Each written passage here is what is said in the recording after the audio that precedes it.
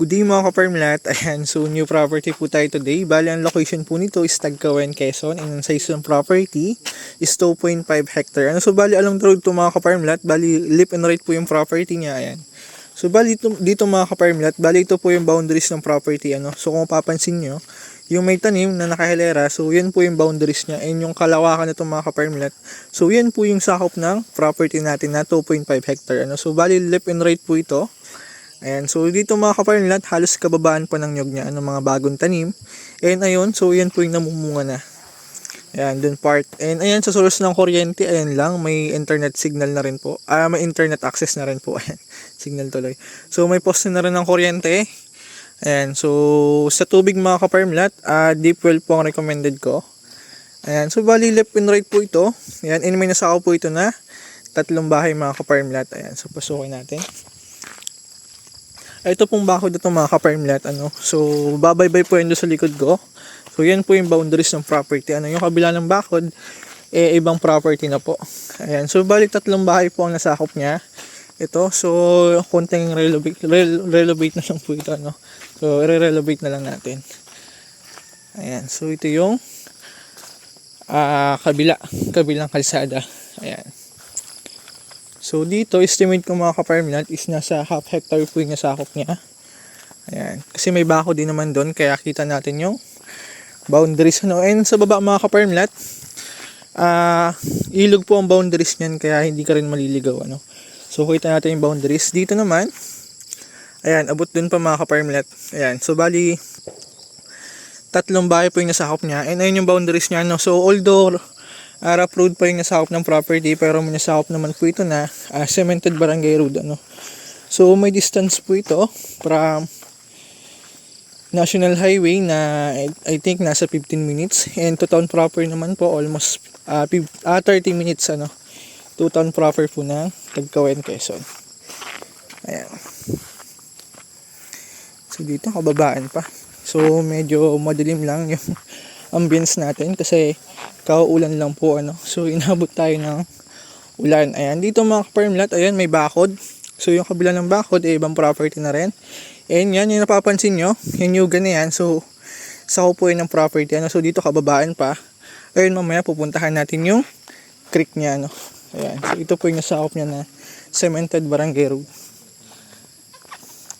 So silong muna kayo doon, naambon. Ayan. Sa poste ng kuryente mga ka-farmland, ayan lang. And so mamaya papasukin natin yung area niya sa likod. So estimate lang natin kung ilang meters ba yung frontage niya. So from dun sa starting ng video ko mga ka-farmland, estimate ko is nasa almost 100 meters yung frontage ng property. So bali left and right po yung property mga ka-farmland. And ayan, ang boundaries po nito is yung sapa na yun. Ayan. So abot dun.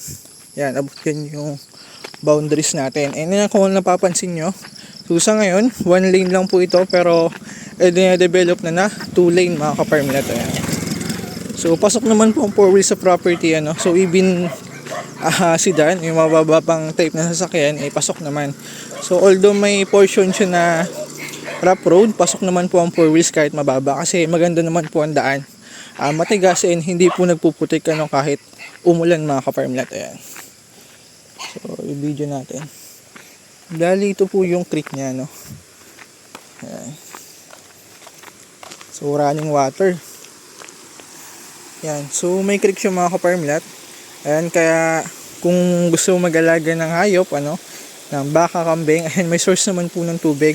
And sa deep well, ayan, may tangke doon, so pwede nating konika na lang na Dipmatic mga ka-farmlat. O yun nga, yung deep well, may sapa naman po, so ibig sabihin mababaw lang yung level ng tubig niya. Ayan, so bali abot dito po yung boundaries niya sa sapa. Ayan, pag ganun, so mismo laki po yung nasa right side mga ka-farmlat.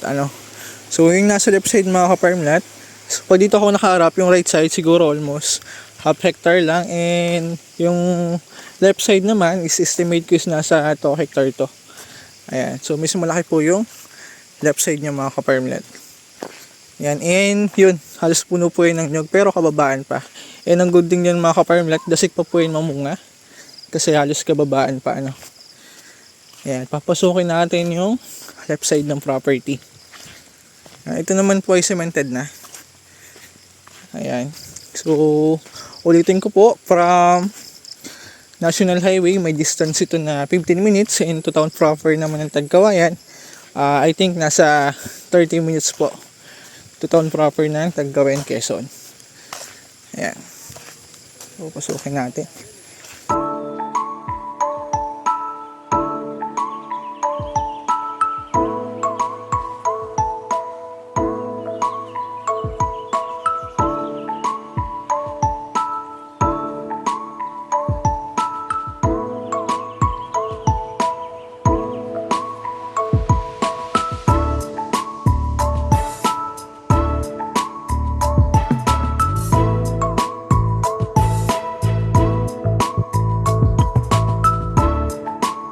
Ayun mga ka-farmlat, bali ito po yung third house na nasakop ng property. So bali half body siya. Ayan, and pwede rin natin i-renovate Ayan, na gawin nating whole body na. O sementohin na natin. Ayan, so dito naman mga ka-farmlat. Ayan, so although mas mataas yung portion na to sa kalsada, pero pantay naman po ito. Ayan, inyugan siya. And so pantayan naman po itong taas na to. Yun, so kung mahilig ka magtanim, ayan, so best to mga ka-farmlat, so kasi halos pantayan naman yung property. Ayan, pwede rin natin taniman ng grafted fruit na fruit-bearing trees ng kakao, santol, lansones, rambutan. So yung buyer ko po nung nakaraan namin last dito sa Lopez, Quezon. So yung property niya, tinaniman niya na fruit-bearing. Sana yung mga boundaries ng nyog. Ayun, so i-upload ko po yun yung update sa property yan. Napakaganda po, napakalaki na rin na improvement sa lugar kasi tinayuan niya ng bahay. Ayan, so di ko na lang i-mention kung magkano, pero almost nasa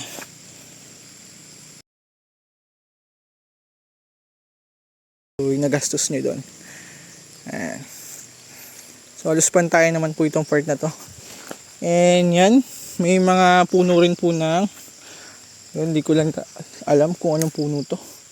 Ayan, pero ito po ay nasa 50 na lansones at 50 na rambutan din nakatanim sa property. Ayan. So malawak po ito mga ka-farmlat.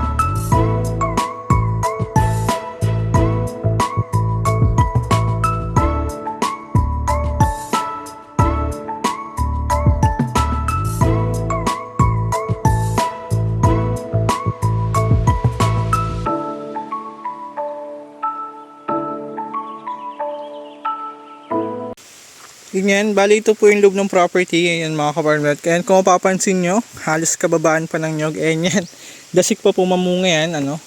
Pero sa ngayon, kung mapapansin nyo na halos wala siyang bunga kasi ka-harvest lang po. Ayan, yun mga ka-farmlat. Bali may kawayan din sa loob ng property. Kung gusto gumawa ng cover house, ayan, so meron po tayong pwedeng gamitin. So no need na natin bumili sa iba. Ayan. So ayun, may puno rin ng mangga. Ayan. Yan. So ito po yung loob ng property. Ayan. Yan yun mga ka-farmlat. Kung interested ka, so i-message nyo lang po sa Viber, WhatsApp,